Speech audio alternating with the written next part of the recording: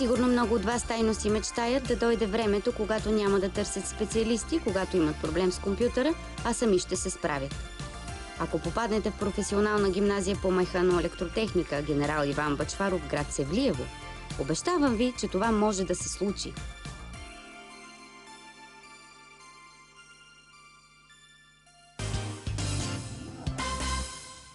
Учителите са много добре подготвени, самите уроци се научават лесно. Материалната база е много добра, учениците ми сме един колектив, нямаме проблеми помежду си. Ами има перспектива и училище е хубаво. Има много добра реализация след като завърша тази специалност. И точно това ми харесва най-много, защото към това се стремя. В този забързан съвременен свят на непрестанно развитие на новите технологии, тук в гимназията момчета и момичета, влюбени в техниката, поемат едно истинско пътешествие към знанието.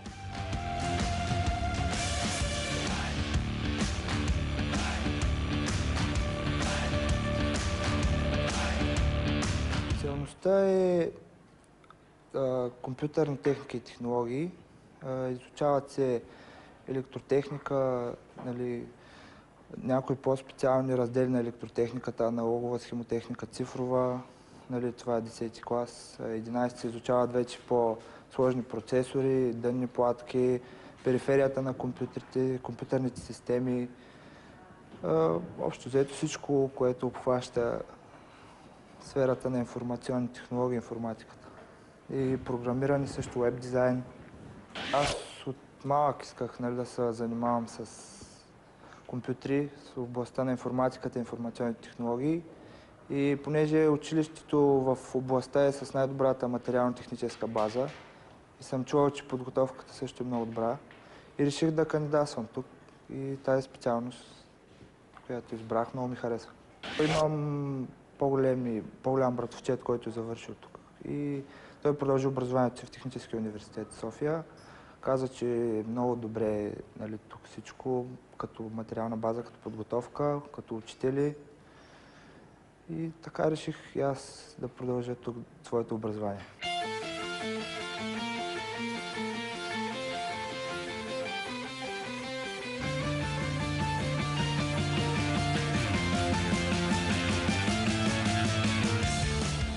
Като за начало мисля да кандидатствам в технически университети в цялата страна, нали?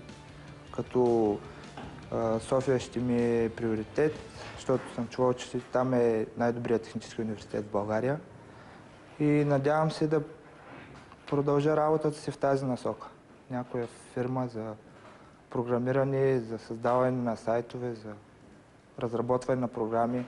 Може би предмет математика, защото математиката дава възможност да се реализирам именно в тази насока с компютри, защото компютрите са именно това, математика.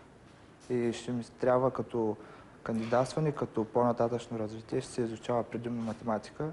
И съм се насочил и се изучавам интензивно, ходя на уроци. Моите съученици се запознават с вътрешно устройство на компютри, дънни платки. В момента, нали, имаме час по асемблиране на PC. И урокът, който днес взехме, е запознаване с компонентите на компютъра. И те в момента четат информация, нали, какво представлява дънна платка, процесор. И имам съученици, които правят практическо упражнение, сглабят компютри, свързват компонентите.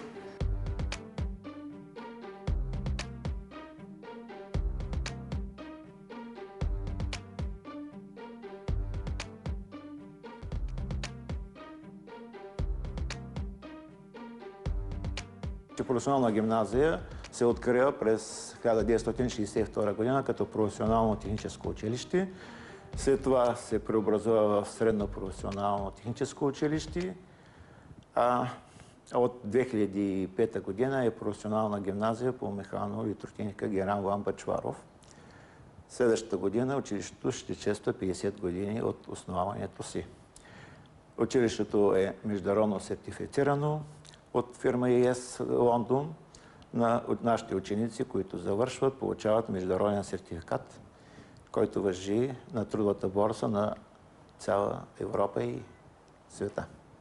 Професионална гимназия е едно модерно, съвременно училище, училище на 21 век. Ние се стремим да създаваме кадри за фирмите в общината и областта. В момента училището се специализирало в 4 професии. Техник на компютърни системи, машинен техник, електротехник и техник на електронна техника.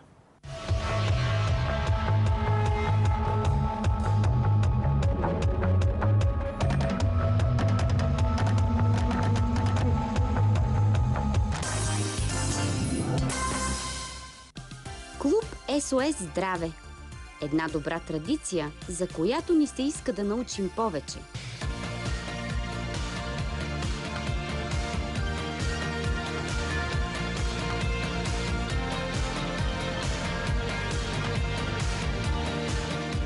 И ние се намираме в клуб по СОС Здраве.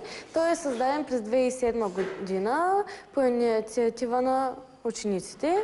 В него най-вече се занимаваме млади хора, които искаме да научим повече за храненето и храните. Този клуб, неговото основаване възникна съвсем спонтанно в часът ми по химия, където говорихме за храните, но в един момент се оказа, че информацията, която поднасяме в редовните часове, е доста малка, оскъдна, децата имат значително по-голям интерес и така решихме да основем този клуб, в който мислим, че създаваме доста повече знания, умения, разработваме презентации за здравословното хранене. И масово учениците прекаляват с пикантни храни. Преди години се забраниха чипсовете, забраниха се вафлите, сладките неща, но никой не им обясни защо. Ние работим точно по този проблем. Да обясним на учениците защо тези храни са вредни и защо трябва да използват с предимство, примерно, плодове, зеленчуци, сурови храни, които им дават значително повече енергия и са по-добри за предпочитание. За да има толкова много идеи в едно училище и те да бъдат изпълнени, явно виновни са учителите, защото тук те знаят как да мотивират, насърчават, подкрепят своите ученици.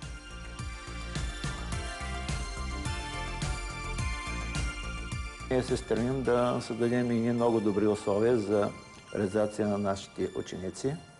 Училището е изключило интеграционни договори с 10 фирми от общината. Обучението се провеждат наистина в реални производствени условия.